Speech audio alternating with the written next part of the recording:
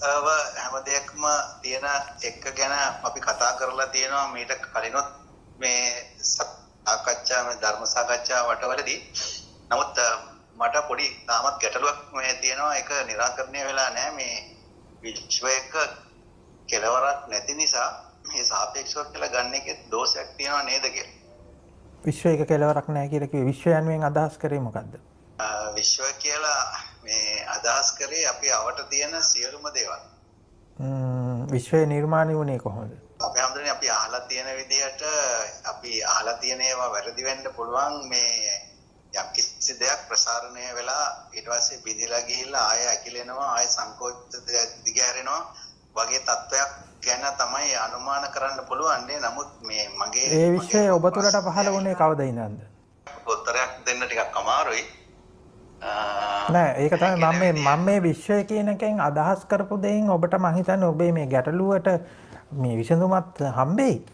ඒ කියන්නේ දැන් අපිට තියෙනවා සම්මුතික විශ්වයක් කියලා එකක් තියෙනවා. හරිද? සම්මුතික විශ්වය කියන එක අර බිග් බෑන් තියරි එකෙන් ඇවිල්ලා මේ ඔබ ඔය කියන කතාවෙන් ඇවිල්ලා යනවා. හැබැයි සම්මුතික තියරි සම්මුතීන් ගොඩාක් තියෙනවා. ඒක පිළිබඳව දැනට තියෙන විද්‍යාඥයන් අතර පවා මේ ඒකාත්මික මේ මොනවාද සම්මුතියක් නැහැ.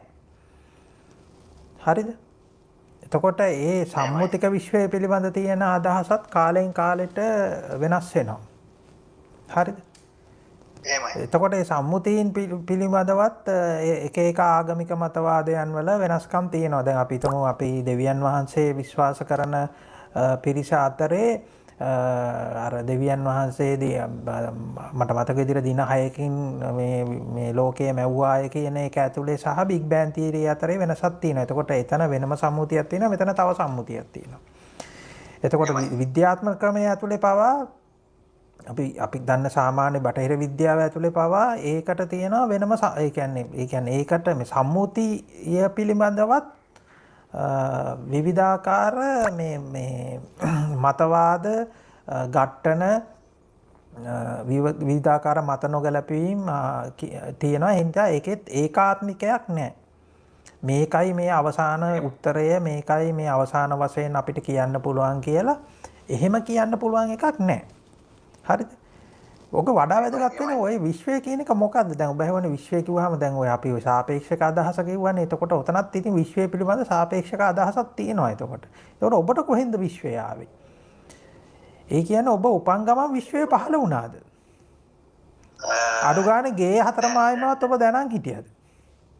ඒක තමයි වැඩේ. ඒක මට තේරෙනවා අපේ නෝඩුනේ. මට තේරෙනවා. ඔව්. ඒකවට මේ විශ්වය කියන එක ඔබගේ අර දැනුම් පද්ධතියක් විදිහට ඔබට ටික ටික එකතු වෙලා ඉස්ලාම ගයක් තියෙනවා කියලා දැනගන්නවා, වත්තක් තියෙනවා කියලා දැනගන්නවා, ඊට පස්සේ අල්ලපු ගයක් තියෙනවා කියලා දැනගන්නවා, ගමක් ඔහොම රටවල්. ඉතින් අද පවා ඒක පිළිබඳව ඔබට තියෙන අදහස හරීම මේ ක්ලවුඩ්. දැන් අපි හිතමු අපි කසකස්ථානය කියලා ගමුකෝ. කසකස්ථානය කියන්නේ මොකක්ද කියලා තාම ඔබ හරියට නොදන්නව වෙන්න පුළුවන්. හරිද? ඒක ඔබට දැනගෙන ඉවර කරන්නත් පුළුවන් එකකුත් නෙමෙයි. හරිද? එතකොට මේ එතකොට මේ ඒ කියන්නේ විශ්වය මොකක්ද කියන එක හරියට ඔබ දැක්කන් පස්සේ අර සාපේක්ෂකත්වය කියන එකත් පිළිබඳව යම් අදහසක් ඔබට එනවා.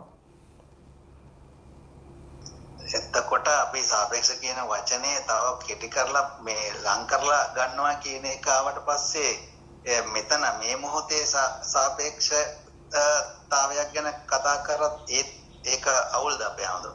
නෑ මෙහෙම අපි සාපේක්ෂත්වය කියන්නේ යම්කිසි විදිහක අපි දකින කෝණයක්, දෘෂ්ටි කෝණයක් අපිම හදාගෙන ඉන්න සංකල්පමය අදහසක් තමයි. හැබැයි ඔබ දැන් ඒක සාපේක්ෂත්වයේ බිඳින්න ගත්ත තර්කය හරිම දුර්වලයි කියලායි මම කිව්වේ. සාපේක්ෂත්වය කියන අදහස බිඳින්න ගත්ත ওই විශ්වය පිළිබඳ අදහස හරිම දුර්වල අදහසක් කියලායි මම කිව්වේ. අන්තිම හරිය කට් වෙලා ගිය අපේ හඳුරන්නේ මොකද්ද අවසානයේටම කිව්වේ? නෑ අවසානයේට මම ඔබට කිව්වේ සාපේක්ෂත්වය කියන එක අපිට දැන් මේ දර්ශනයේ ඉස්සරහට කතා කරගෙන යනකොට අපිට බේනවා සාපේක්ෂත්වය කියන එකත් මේ ඇත්තටම මේ අපි විසින්ම ගොඩනගාගත්තු ප්‍රවාදාත්මක අදහසක්. අපි විසින්ම ගොඩනගාගත්තු සංකල්පමය අදහසක්. හැබැයි ඔබ සාපේක්ෂත්වයේ බිඳ හෙලන්න කියලා ඔබ ගොඩනගපු තර්කයේ තියෙනවනේ. ඔබ ගොඩනගන්න හදපු ප්‍රවාදයේ තියෙනවනේ විශ්වය කියන එක.